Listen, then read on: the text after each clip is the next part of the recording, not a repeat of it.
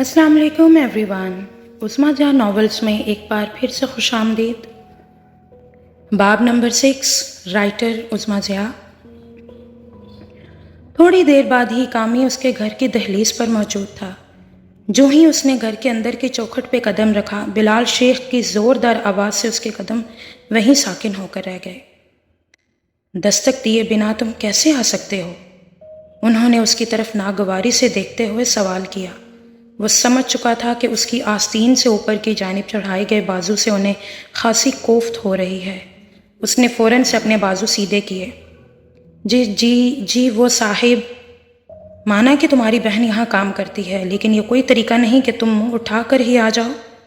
वो साहिब, असल में मैंने दरवाज़ा खटखटाया था, लेकिन दरवाज़ा खुला हुआ ही था, तो मैं अंदर चला आया। ये भी तुम्हारी बहन के काम होंगे। उर्वा की माँ, उससे बात करते हुए उन्होंने सिदरा को ज़रा चीख कर पुकारा। जी, एक ही लम्हे में वो किसी कनीज़ की तरह उनके सामने हाजिर थी।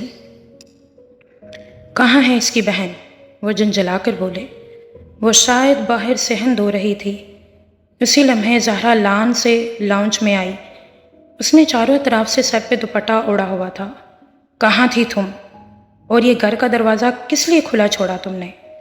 साहिब, वो मैं फर्श। अच्छा बस बस, समझा दो अपने भाई को, यूं मुँह उठाकर तुम्हारे क्वार्टर तक ही आया करे, यहाँ आने की ज़रूरत नहीं। जी, उसने फ़ौरन से कहा और फिर कामी को इशारतन वहाँ से जाने के लिए कहा। दोनों बहन भाई अगले 2 मिनट में उनकी नज़रों से गायब हो गए थे। फारूक, सिदरा ने आखिरी सी कोशिश के लिए ज़रा दिल थाम कर उन्हें पुकारा। तुमसे अब बात तुम्हारी बेटी के रुखसत होने के बाद ही होगी, समझी? और उसे भी समझा देना। जितनी हाक वो मेरे सर पे डाल सकती थी डाल ली, अब और नहीं। मज़ीद कोई तमाशा लगाया तो तुम दोनों माँ बेटी को जान से मार दूंगा, समझी? उनके गुस्से के सामने वो बेबस हो गई थी। वो उन्हें लाचारी और मजबूरी से बस देखते ही रह गई। 5 मिनट बाद ही ज़हरा उनके सामने से गुजरते हुए उर्वा के कमरे की जानिब जाने लगी। तुम कहाँ जा रही हो? उसके हाथ में कपड़ों का थैला देकर वो बोले। वो ये कपड़े हैं उर्वा बीबी के। सिदरा बीबी ने ही कहा था कि उन्हें तय करके उर्वा बीबी के कपबोर्ड में सेट कर दो। उसकी लड़खड़ाती ज़ुबान से उन्होंने शक्की नज़रों से देखा। सिदरा ने भी उसे ना समझे वाले अंदाज में देखा, क्योंकि उसने तो उसे ऐसा करने के लिए कहा ही नहीं था। ये सब एक बैग में पैक कर देना, क्योंकि आज के बाद ये लड़की यहाँ नहीं आएगी। उनके मुंह से निकले अगले लफ्ज़ों ने सिदरा की जान ही छीन ली थी। फारूक, ये क्या कह रहे हैं आप? एक ही तो बेटी है हमारी, आप ऐसे? रो रो कर बुरा हाल कर लिया उसने। कहा ना, तुमसे अब बात तुम्हारी बेटी की रुखसती के बाद ही होगी। वह झंझला कर बोले तो उनके अल्फाज उनके मुंह में ही रह गए। वो तकरीबन कांप उठी थीं।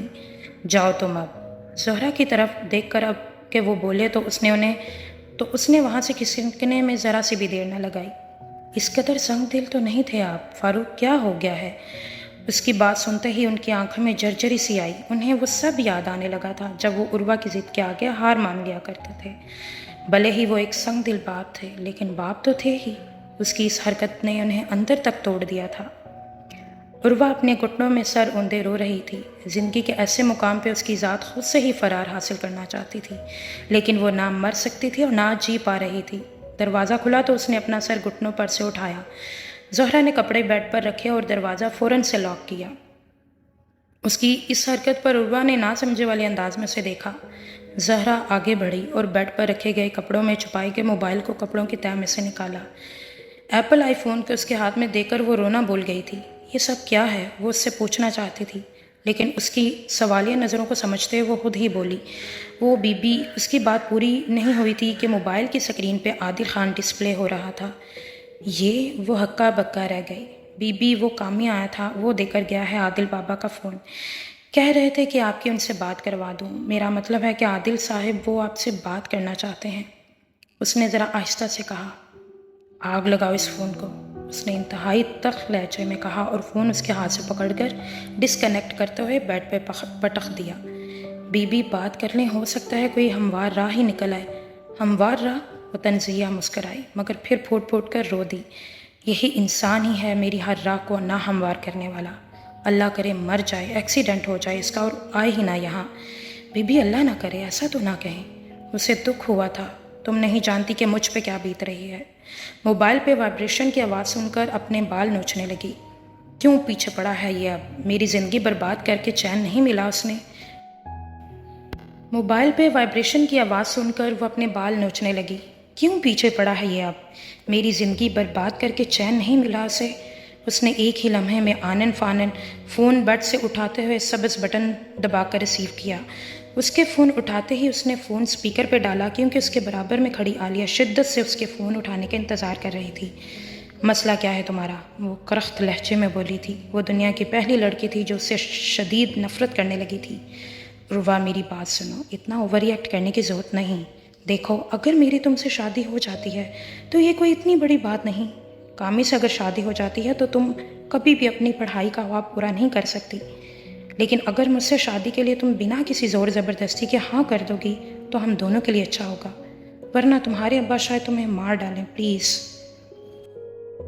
اس کی بات سن کر عالیہ نے عادل کو حیرت سے منہ کھول کر دیکھا۔ اس سے بھی زیادہ شاک تو عروہ کو لگا تھا۔